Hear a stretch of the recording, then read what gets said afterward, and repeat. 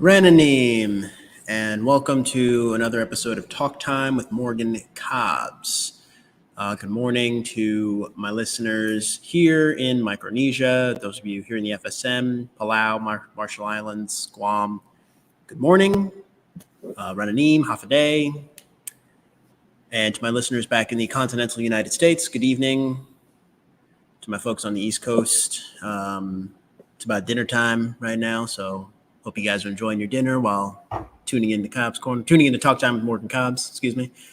And yeah, we got a couple things to discuss. So first off, I think it is only proper that I acknowledge the passing of the late, great Carl Weathers. Carl Weathers, he has acted as Apollo Creed in the Rocky movies, in Rockies 1 through 4. He was in Predator, Action Jackson. So he's got a very, very extensive filmography. And on behalf of the entire Cobbs Corner family, on behalf of myself and all of our listeners, I would like to extend my condolences to the Weathers family. Our thoughts and prayers are with the Weathers family in their time of grief. Apparently, Carl Weathers, according to a statement that was made, he died peacefully in his sleep at the age of 76, which is, I guess it's semi. I don't want to say young, but I mean, it's like, I want to say that's like below average age. So definitely big RIP to Carl Weathers. I was just on social media or on YouTube. I remember I was watching like all the reactions from different co-stars, different actors, from Adam Sandler to Sylvester Stallone, of course, Arnold Schwarzenegger, So yeah, I mean, Carl Weathers, RIP. Now there's the question of, like, now that Carl Weathers has died, his character on The Mandalorian, the High Magistrate guy,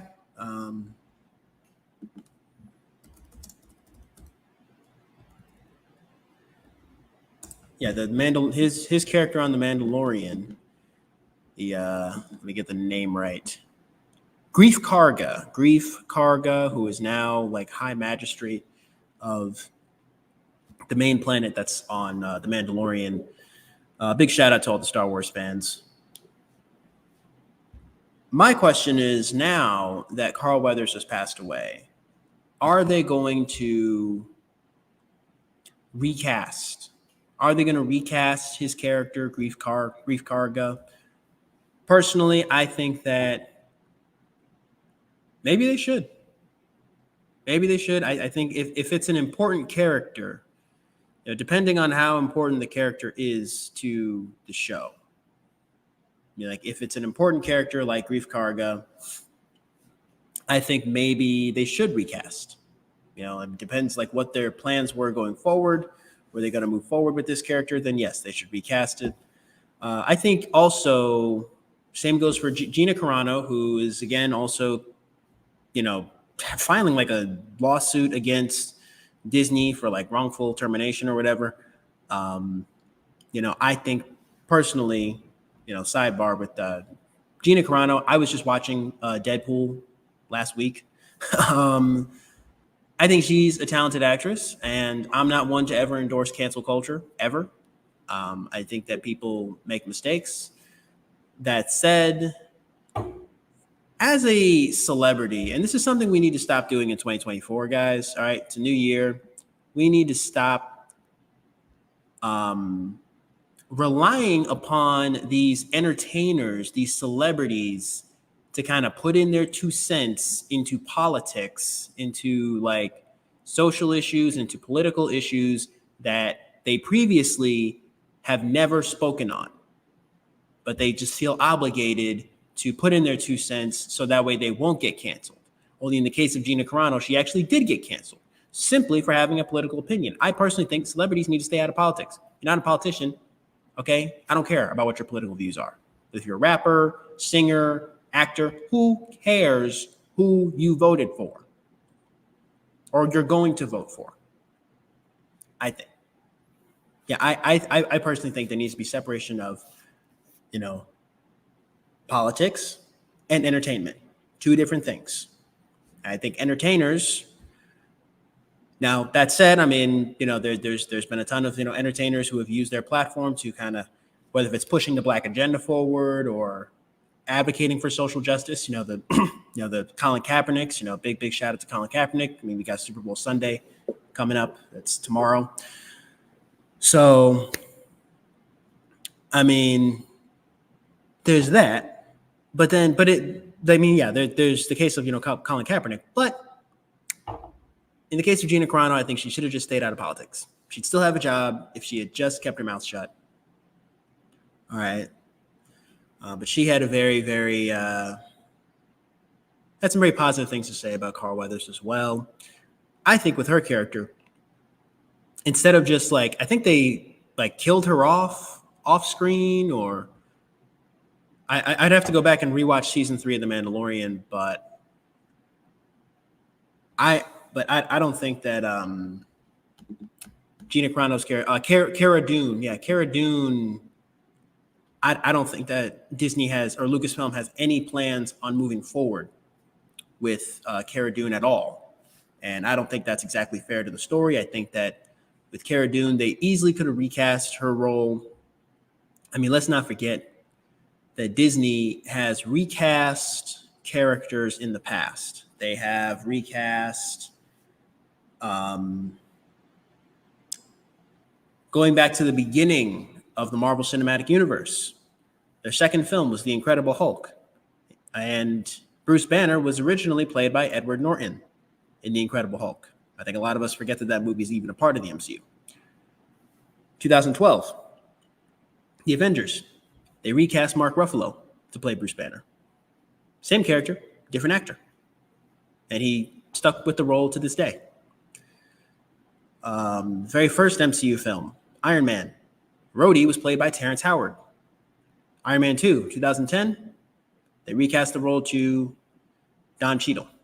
Same character, different role. Or same character, different actor in both cases. So I feel like they could do that with maybe with Cara Dune and possibly with Grief Karga. Possibly with Grief Karga, only because I mean Carl Weathers, he was so amazing as that character, and I feel like they were really gonna continue.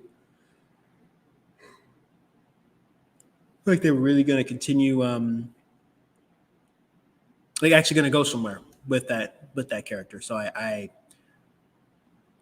I fully, in this particular case, endorse Disney deciding to recast Grief Karga. And I think that the whole recasting of actors should be on a case-by-case basis. I think it really depends on who the actor was, the kind of impact that they had, what the studio planned on doing with that character going forward. Were they planning on continuing with that character, or was this kind of it for the character to begin with? So yeah. But in the case of Grief Karga and Cara Dune, I say recast them. Let's get somebody new in there, recast. Even with William Hurt, William Hurt, God rest his soul, he passed away March of, I think, last year or year before last. And William Hurt,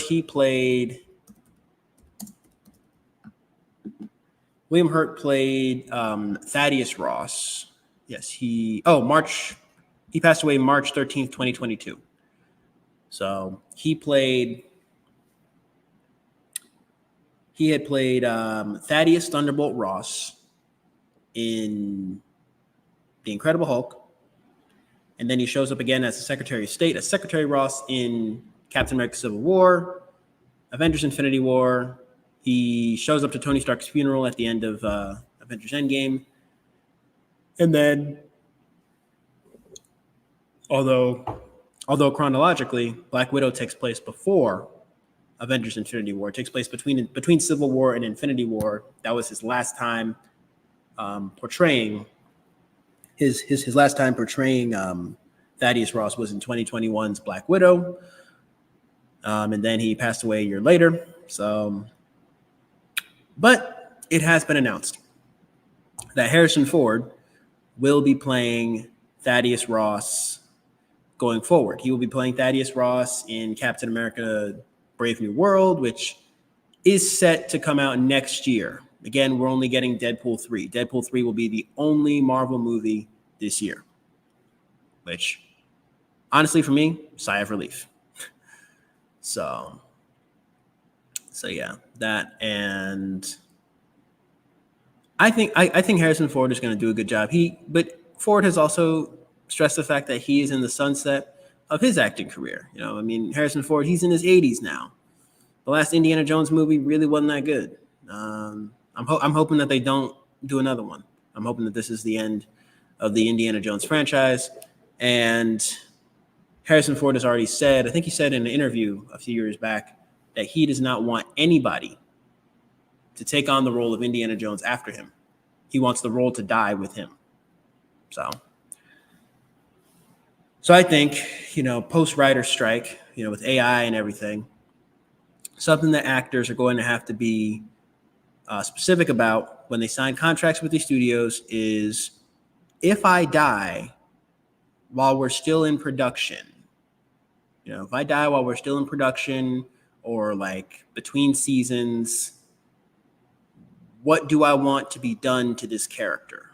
Do I give the studio consent to recast the character, or do I want my character to be killed off screen? I think that's something that maybe if Chadwick Boseman, RIP, if Chadwick Boseman, when filming the first Black Panther, if he had somehow been given the option of as to whether or not he gives the studio rights to use his image and likeness after he passes away, and whether or not he wants the role to be recast, like, I feel like actors should have some say in that.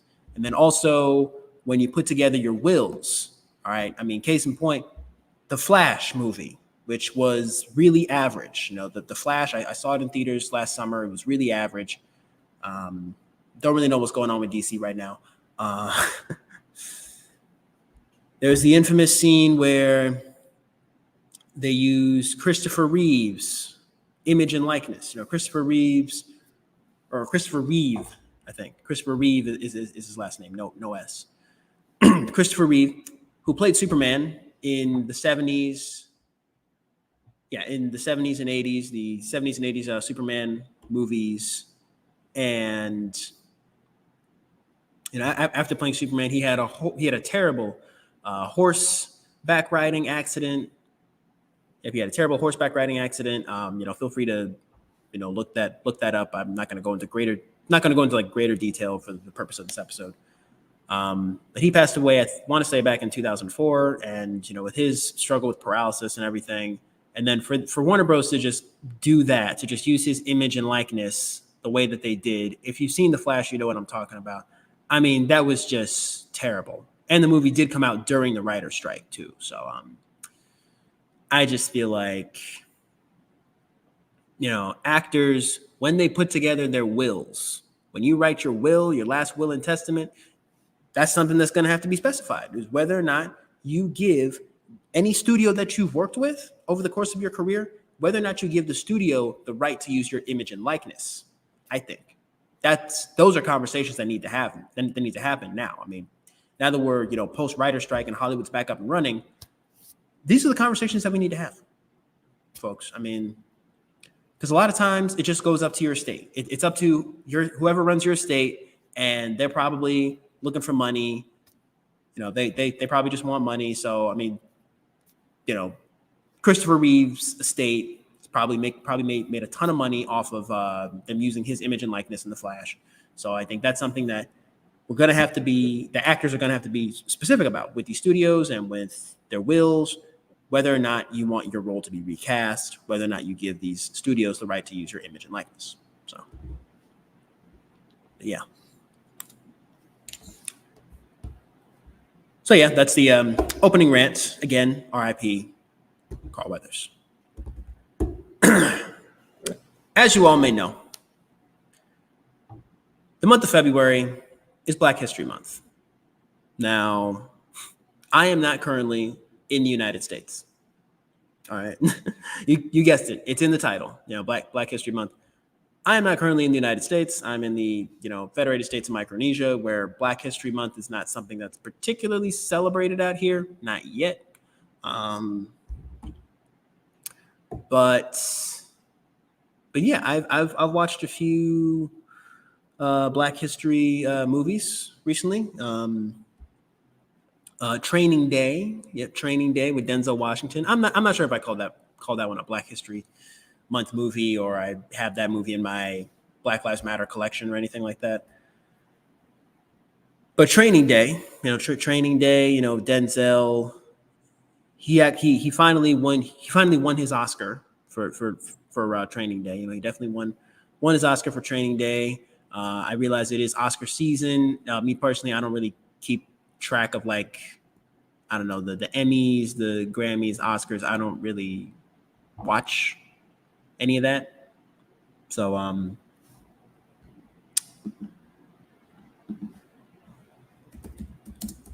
but yeah, he had March 10th. It is Oscar season. March 10th is the Oscars, the 96th Academy Awards. So Training Day, I thought it was a good movie. It's a good movie. A lot of action. There's a lot of questions about morality. I mean, it came out in a good year. 2001, I want to say, is the year it came out. So yeah. Ethan Hawke was amazing in that movie. Ethan Hawke, who I'm trying to think, what movie did I see him in recently?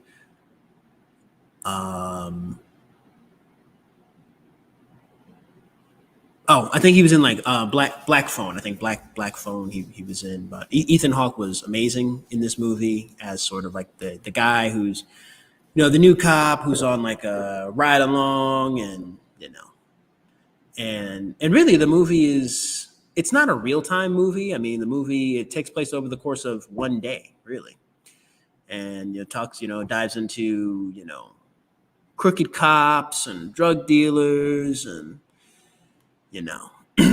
Denzel Washington is phenomenal. It has just a really, really, really amazing cast crew.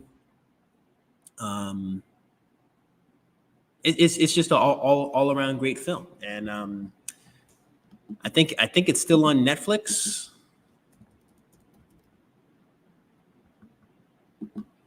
Yep, I think it's still on Netflix, but I definitely loved the sort of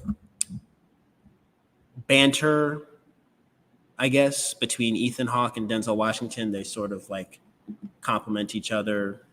It's like Alonzo Harris, Denzel's character Alonzo Harris, and then Ethan Hawke's character Jake Hoyt.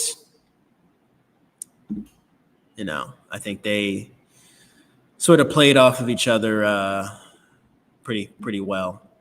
Denzel, he just gives his own gravity and like perspective and like his own energy to every role that he plays.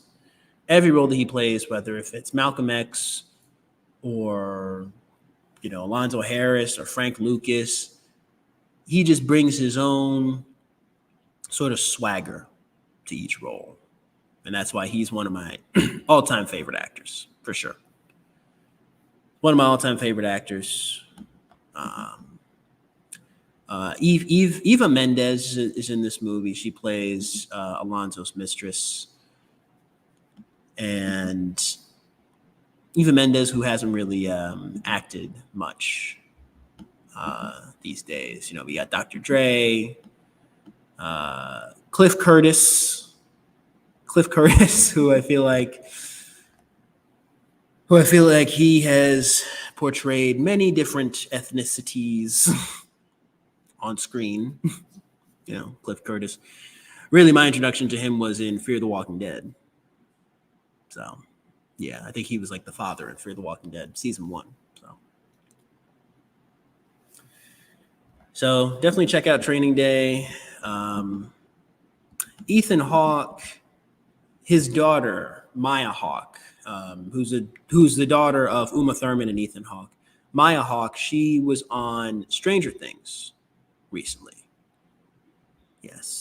She was on Stranger Things. She played I can't think of the character's name at the moment, but she was on Stranger Things, and her acting career is kind of taken off. It's nice to see families in Hollywood. Nice to see like some Hollywood dynasties. I mean, even Denzel Washington's son, John David Washington, his acting career is taking off. He was great in Beckett. He was great in BlacKkKlansman. I think he was in the movie The Creator recently, which I heard didn't do too well at the box office. So the Washingtons, the Hawks, the O'Shea Jacksons, Ice Cube and his son, O'Shea Jackson Jr. So I think it's nice to see sort of not passing of the baton, but sort of a lighting of the torch of the next generation of Hollywood. I personally think that it's not a bad thing when you have like families in Hollywood, like Hollywood royalty, nepotism in Hollywood. I think it has a negative connotation, but it's got a positive side too, I think. Like the Russells, Kurt Russell and Wyatt Russell. Although I'm not familiar with the show, there's a show on Apple TV Plus called I think Monarch: Legacy of Monsters, and both Kurt and Wyatt Russell, they play the same character, but Kurt Russell plays the older version, and then Wyatt Russell plays the younger version. So I think that's a nice kind of way for their father and son to kind of play off each other. Plus, Kurt Russell has even said that he's ready to retire as well. So we're really kind of starting to see like a passing of the torch. So yeah, check out Training Day. Training Day. It is currently streaming on Netflix. Let's see. Screenplay by David Ayer. Distributed by Warner Bros. Productions. I'm gonna check the Rotten Tomatoes page real quick, and then we got to move on to the next movie I wanted to talk about. Critics' consensus: the ending may be less than satisfying, but Denzel Washington reminds us why he's such a great actor in this taut and brutal police drama. Perfectly said by the critics on Rotten Tomatoes. Big shout out to Rotten Tomatoes. 74% on Rotten Tomatoes, 74% critical score, 89% audience score, which is great. Yeah, just all around. I won't say it's great. It's good. It's a good movie. All right. Next movie I want to talk about, in honor of Black History Month. Crooklyn, a Spike Lee joint. Crooklyn with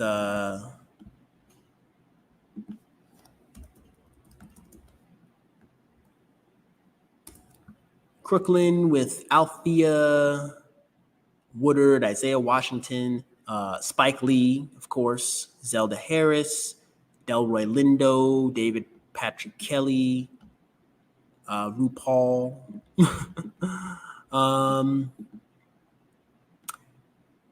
Yeah, Crooklyn. It's a great movie. I think it's a great movie about growing up Black in Brooklyn. I think it's set in like the 1970s. I think so. I've heard that it's supposed to be like an autobiographical sort of thing with Spike Lee. It's autobiographical about him growing up in Brooklyn in the 70s. So yeah. So yeah, I think the movie talks about, well, again, critics' consensus, a personal project that warmly reflects on director Spike Lee's childhood. Crooklyn is an episodic celebration of family and the indelible facets of one's hometown. 79% critical score, 90% audience score. I'm with the audience on this one. It is definitely a family movie, and I definitely believe that in the Black community, and I feel like I need to say this for Black History Month, the movie emphasizes not just the theme of family, but the theme of like the Black family as a family unit. The two-parent households, with a mother and a father. Mother and a father. And I think that, I've heard, statistically speaking, there are more Black fathers that are present in their children's lives than aren't. It's a stereotype that, us Black kids are raised by our moms and single parent households. And, that's the stereotype. But I definitely think we need more films like Crooklyn today. I think. I think we need more films like Crooklyn today,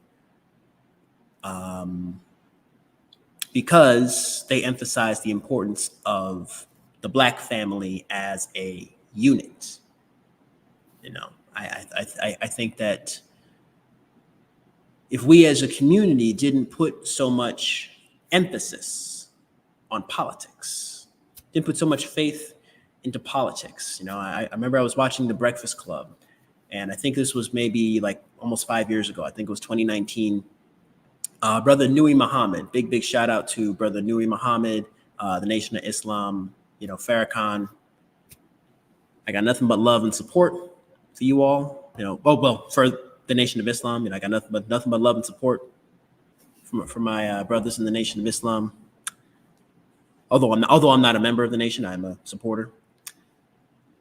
So anyway, Brother Nuri Muhammad, he had said how one of the biggest mistakes that Black people have made since the civil rights movement, since the 1950s and 60s, one of the biggest mistakes that we've made is putting too much trust and too much time and money and effort and trust into politics, into politicians to fight our battles, into policies and agendas. We put too much emphasis into that and not enough emphasis into spiritual and economic reform for our people.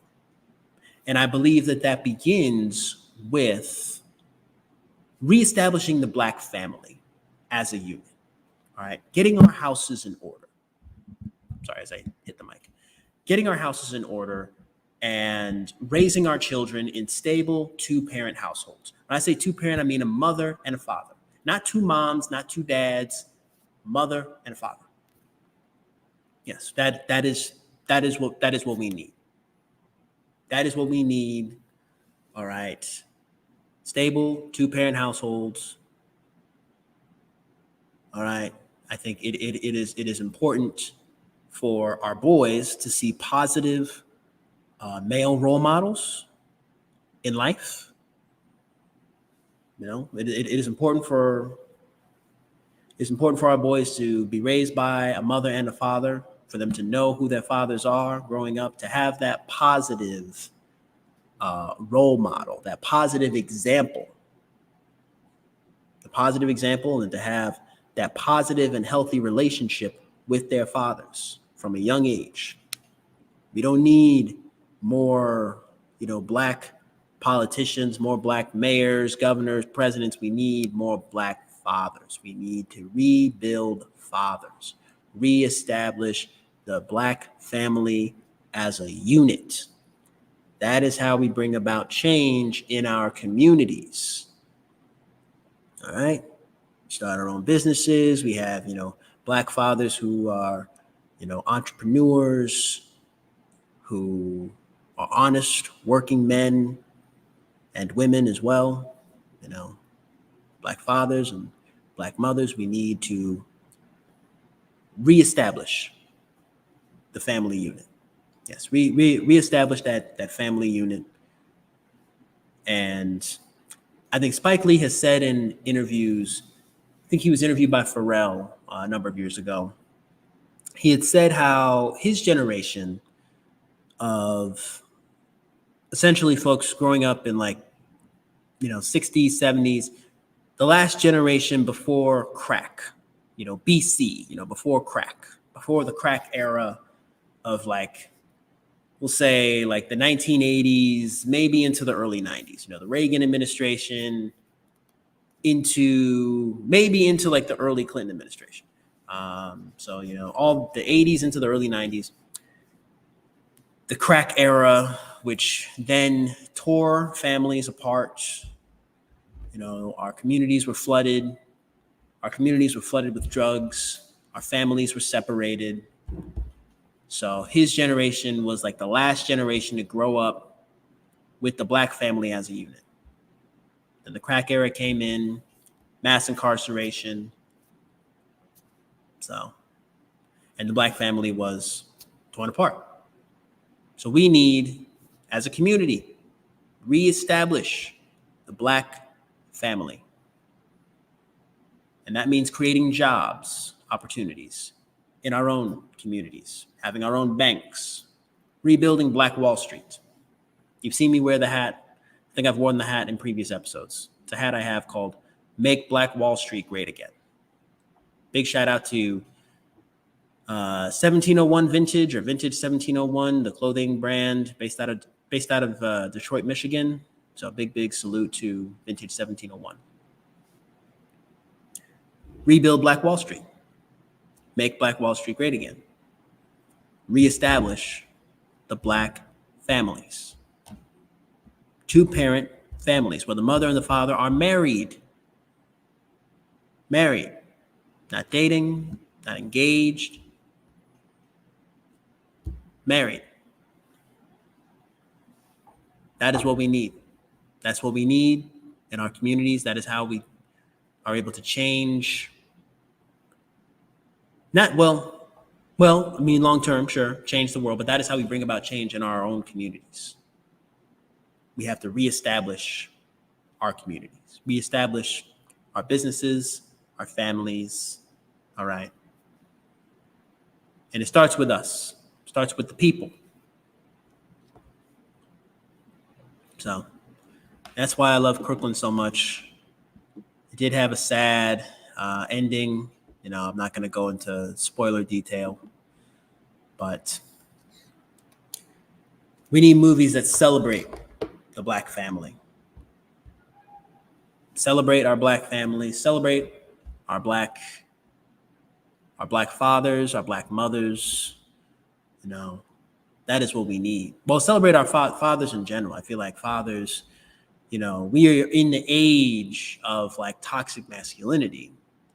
So I feel like for the fathers who are there, the fathers who are active in their child's lives, they get pushed to the wayside. They don't get the attention. They don't get the praise that they deserve on Father's Day. Mother's Day, and shout out to all the mothers who are listening to English. Shout out to all the mothers who listen to Cobbs Corner, and shout out to all the fathers who listen to Cobbs Corner as well. Big salute to all of you. But on Father's Day, the fathers, those that are there, many of them in this heightened culture of anti-men, essentially. I think that sure there's feminism, and then there's feminism, but then I just worry that it's gotten out of hand to the point where now there's an anti-men agenda. All men, even the good ones, even those that are actually doing something positive with their lives, even those that don't hate women, those that aren't misogynists. those that actually do wish to have positive and healthy relationships with women and with people in general, those who have, worked on themselves and want to level up in life and become the best version of themselves and actually want to do something positive with their lives. Those men get lumped in with all of the bad guys as well. So there's a lot of fathers, there's a lot of good men in society and in the world that don't get the praise that they deserve, that don't receive their flowers while they're here. They just don't. They just don't. And I'd say maybe that's a bit of toxic femininity.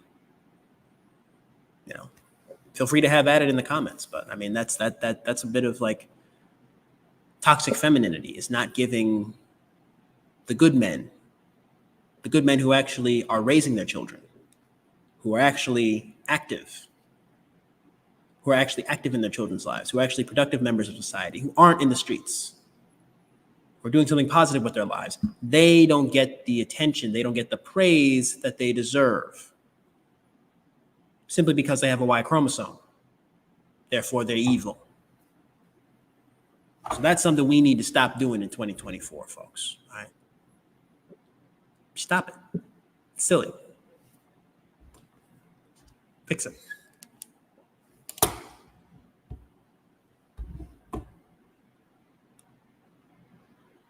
Last movie I'll talk about for today is kind of a comedy.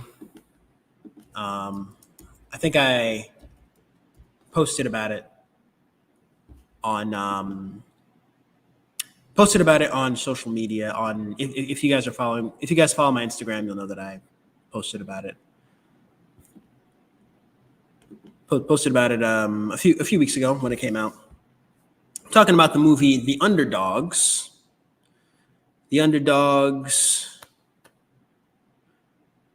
which stars Snoop Dogg, Mike Epps,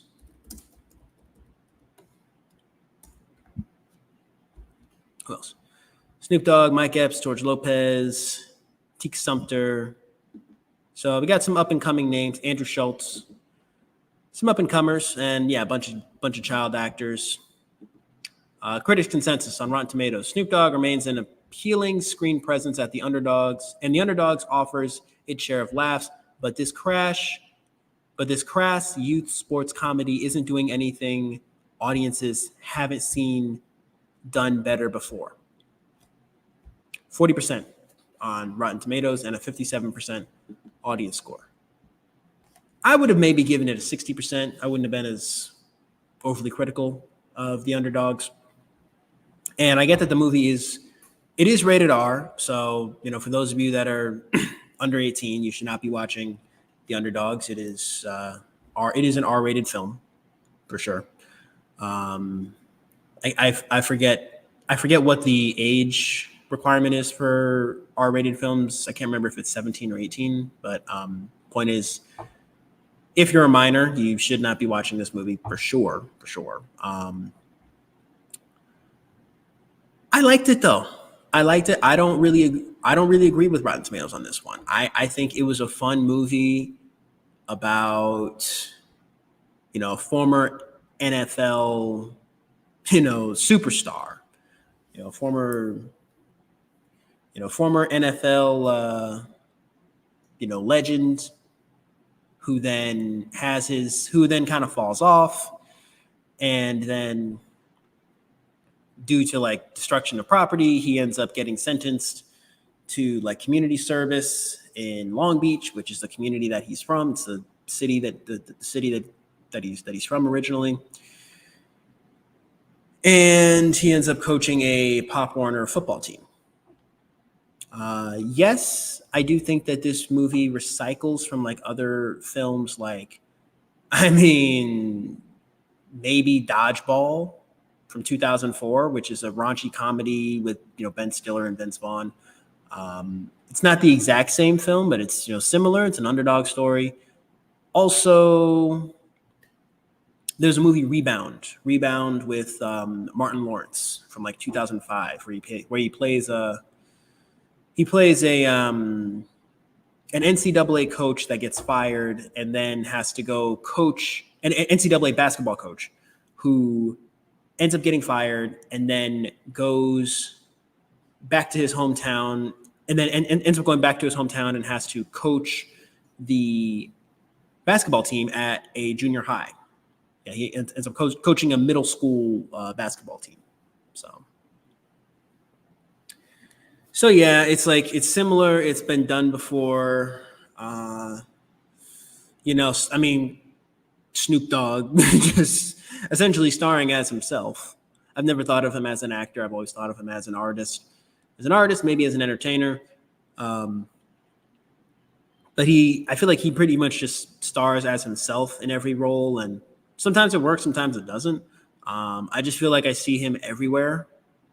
I mean, that man he just does anything at this point. But yeah, check out The Underdogs on Amazon Prime. Yeah, it's a Prime original film. Check out The Underdogs, Amazon Prime. It's a fun movie. Fun movie, a bit raunchy. There's a lot of strong language in the movie. So definitely be prepared.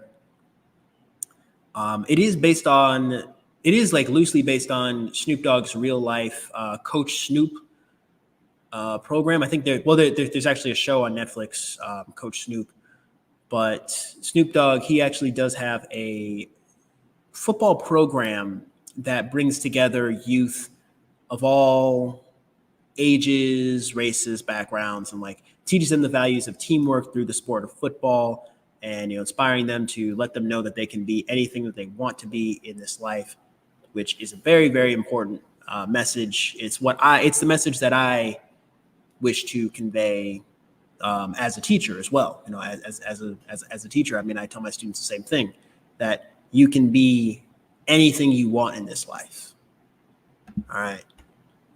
You can be anything you want in this life. Don't let anyone tell you no.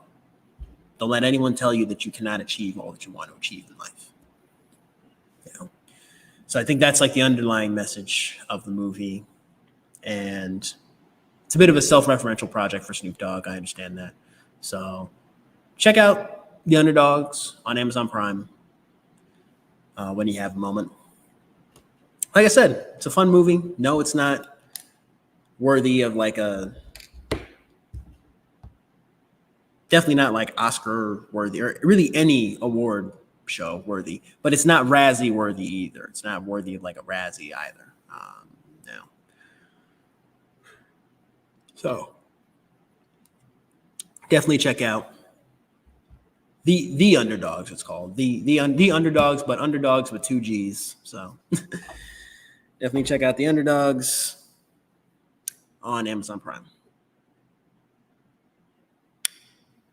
So that's all for movies. I'm going to talk about Catholic Schools Week.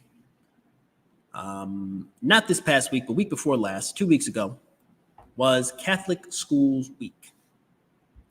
Now, Catholic Schools Week is an annual week-long event where the 3 Catholic schools that are here on the island, so there's Xavier High School, which is where I teach, Xavier High School, Micronesia, along with St. Cecilia School, which is, I think, a K-8 school.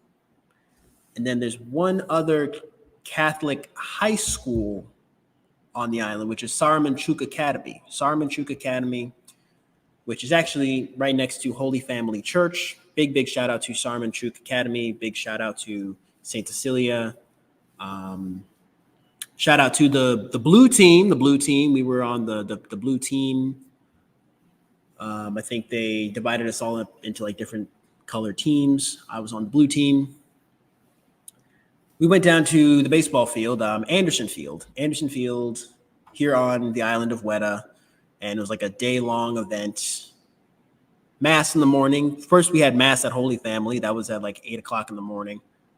And we had mass followed by field day at Anderson Field. Lunch was provided. There were field events. I did the racing event where you had to like run over and like grab the bat, and then you had to like twist around the bat, and then so yeah.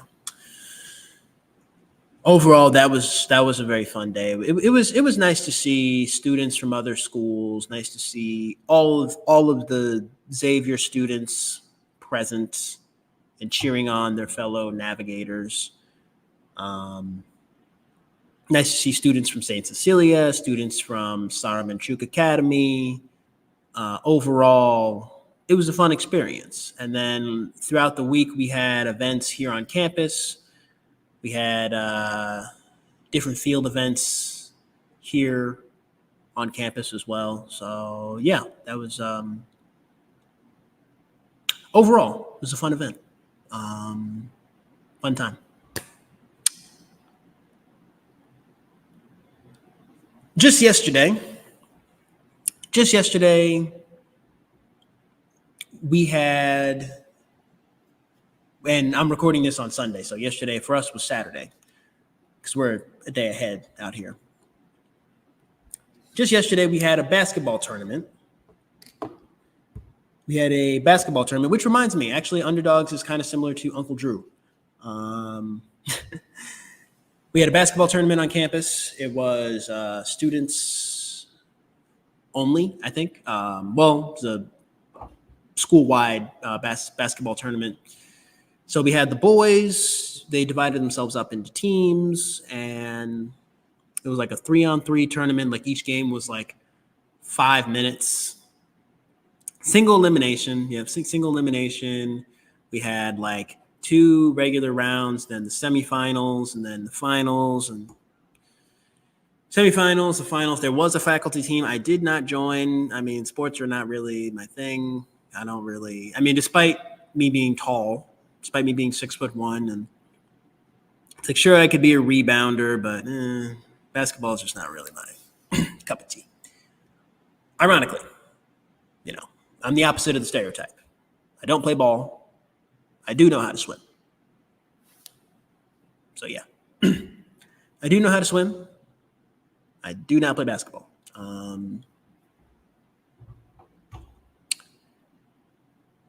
So big shout out to the dream team that won. You know who you are. Big shout out to the dream team.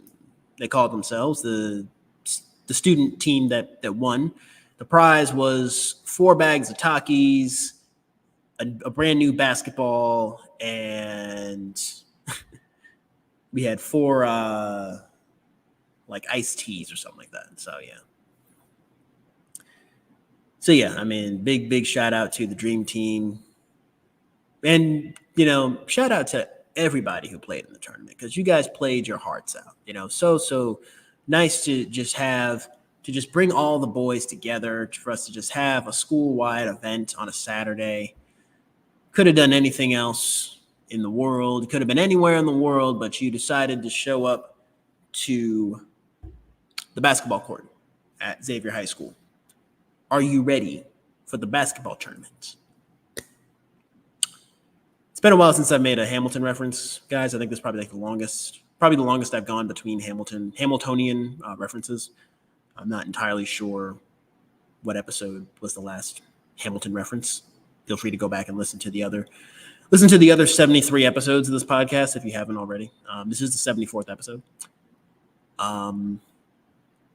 But yeah, that was yesterday. Yesterday was the basketball tournament. It was really fun. Had a great time.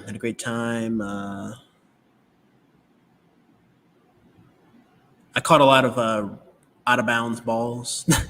Yeah, balls that went out of bounds. Yeah, so it's funny. I was saying, like, it's street ball. There's no fouls. There's no fouls in street ball. Like, let me know. I mean, it's like NBA blacktop. It's like, we're not calling fouls or anything like that. Let me know if you guys want me to review the movie Rebound or the movie Uncle Drew. Underdog stories are really kind of they're not a movie genre per se, but they're movies that I think could use some attention. I think. Anyway. So yeah, that was Catholic Schools Week. We are now in the second half of the third quarter. This past Friday was mid-quarter. February 9th was mid-quarter.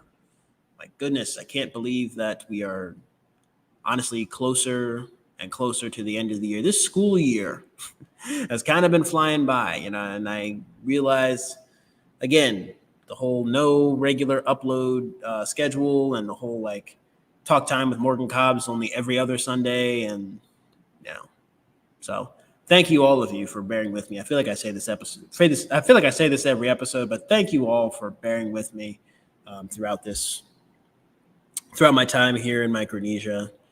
And I will be back in the States this summer. So maybe the uploading might get consistent eventually. No promises. I don't want to, make promises I can't keep. But with the last few minutes of today's episode, I realized that this Wednesday, it's Valentine's Day.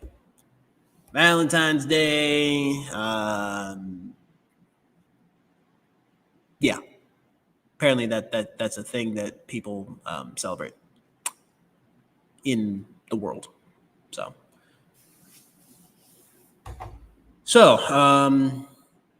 Valentine's Day for me, I always watch the movie, and I feel like it's a bit of a cult classic, kind of. Always Be My Maybe. Always Be My Maybe with Ali Wong, Randall Park, Keanu Reeves as himself. Keanu Reeves, literally, he plays himself in this movie. This movie, it is the perfect mixture of just like humor, heart. Yeah. Perfect mixture of just like humor and heart and like nostalgia and a bit of 90s nostalgia, I'm sure. Again, I wasn't alive in the 90s, but nostalgia for, I guess, older individuals. It's just an all-around great film. It's a romantic comedy. I usually don't really gravitate towards rom-coms. I feel like as a guy, there's a stereotype that you're not supposed to gravitate towards rom-coms or they're chick flicks Always Be My Maybe came out in 2019. I watch it every year on Valentine's Day. Came out May 29th, 2019. It's on Netflix. Check it out. 89% on Rotten Tomatoes, 6.8 out of 10 on IMDb. Childhood sweethearts have a falling out and don't speak for 15 years, only reconnecting as adults when Sasha runs into Marcus in San Francisco. Although the old sparks are still there, the couple live in different worlds. Critics' consensus. Carried by the infectious charms of Ali Wong and Randall Park, Always Be My Maybe takes familiar romantic rom-com beats and cleverly layers in smart social commentary to find its own sweet groove. Yeah. This like the clever social commentary. Ali Wong is just a very, very talented actress, comedian. She's a very, very funny individual. Randall Park, also. Sorry, I keep yawning. It's only like 9 o'clock in the morning over here. Randall Park is also very entertaining. He's always entertaining to watch. Daniel Day Kim is in this movie. He doesn't really do much. He's sort of the fiance who then breaks off the engagement. Vivian Bang as well. Susan Park. Michelle Buteau. James Saito. I do realize that the month of May, is Asian and Pacific Islander month. Karan Soni. He's always entertaining to watch as well. I was literally just watching Deadpool 2 the other day. Dopinder, yeah. Yeah, check out Always Be My Maybe. That's usually my Valentine's Day go-to. Friday night, I did watch 10 Things I Hate About You with the late Heath Ledger, R.I.P., along with everybody else who's in that film. I was wondering, why haven't I seen this movie already? The black English teacher, his name is Mr. Morgan. He's one of those literally me characters. He's literally me. And this movie came out 25 years ago. I'm thinking, like, my goodness, why have I not seen this movie sooner? Because I've seen Not Another Teen Movie. And I know Not Another Teen Movie, I know they parodied one of the scenes from 10 Things I Hate About You was parodied in Not Another Teen Movie. The scene where Chris Evans sings Jenny's Got a Gun. Jenny, he sings a song for Jenny. Like, I realize now that they were parodying 10 Things I Hate About You. So yeah, I mean, that movie was pretty good. Pretty good. I was watching a video on the React channel. Shout out to the React channel. It was like guys versus chick flicks, and it was like they would have shots from certain chick flicks and like different quotes from chick flicks, and like they would see, do guys know these iconic lines from chick flicks? And one of the flicks was 10 Things I Hate About You. I'm thinking, I gotta watch this movie now. 10 Things I Hate About You, along with Legally Blonde was another one. Legally Blonde, which again came out in a really good year, 2001. Still, I haven't seen that one. Haven't seen Clueless. There's a lot of chick flicks that I haven't seen, guys. I have seen all 3 Pitch Perfects, though, guys. I've seen all 3 Pitch Perfects. Second one's my favorite. Yeah, second one's my favorite. But yeah, let me know in the comments down below, guys. What are your Valentine's Day movie go-tos? If any of you say Deadpool, round of applause. Round of applause, because Deadpool is definitely a Valentine's Day go-to for me. For me, it's Deadpool, and then I always watch Always Be My Maybe. So yeah. That's kind of my Valentine's Day go-to. It's also Ash Wednesday. In the Catholic Church. Now, being that I myself am a Christian, again, the shirt I'm wearing, love God, love people. Here, I'll stand up. Oh, well, okay. Do the work. I don't know if you guys can see that, but it says love God, love people, and then do the work of the kingdom. That is the slogan of New Vision International Ministries in Bridgeport, Connecticut. Big shout out to New Vision International Ministries, NVIM, New Vision family. Big shout out to you all. I miss you guys. So I am a Christian, although I am not Catholic. And Lent is something that I've maybe done in the past from time to time. Lent is used to, and I'll end with this today. Lent is a 40-day period. It's a 40-day fasting period that is used to commemorate the 40 days that Jesus spent in the wilderness. And Lent, it starts on Ash Wednesday and ends on Easter. Ash Wednesday is 40 days before Easter. So Easter's coming up in a little over a month, which is crazy. The year is flying by, guys. Ash Wednesday this year just so happens to fall on Valentine's Day as well. So yeah. I think it's important to fast. It's important to fast, push away the plate. I know New Vision, we do our 21-day fast in December. We do it at the end of the year. Some churches do their 21-day fast at the start of the year in January. We do ours at the end of the year. So we have a clear vision going into the new year. But yeah, 40 days of Lent.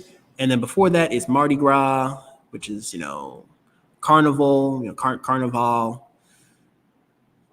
which has been secularized. It's been secularized. It started out as something, Fat Tuesday, because traditionally Catholics, at least I think in Europe, they would go pescatarian for the 40 days.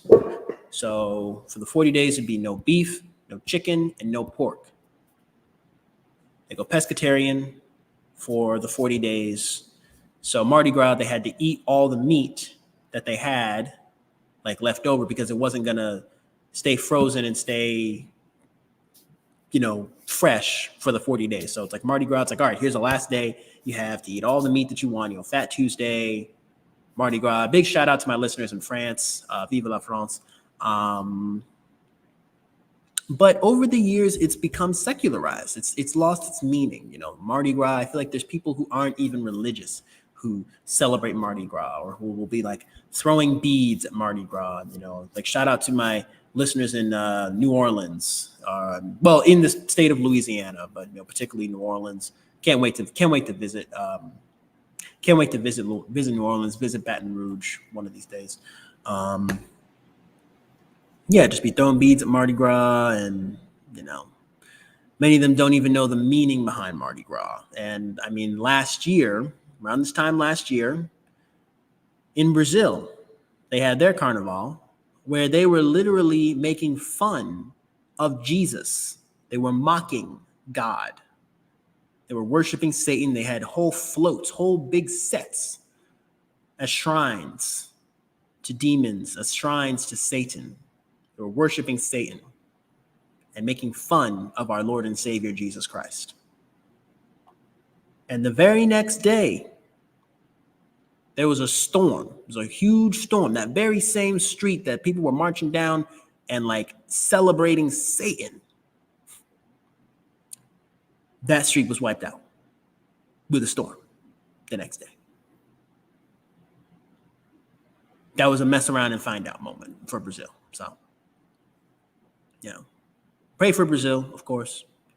Shout out to any and all of my listeners who are Brazilian, who are from Brazil, listeners in Brazil that I've got. Big shout out to all of you.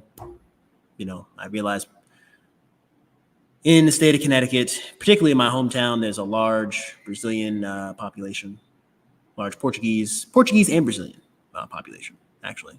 People from Portugal, some people from Brazil. So a big shout out to my Portuguese-speaking listeners.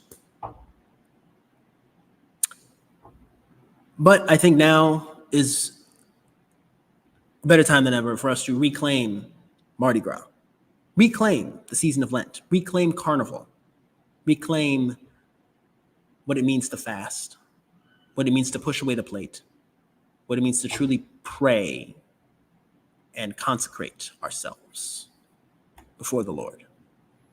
That is my prayer for all of you, regardless of what you believe in. Whether you're Catholic, Protestant, what have you. So that is all for today's edition of Talk Time with Morgan Cobbs.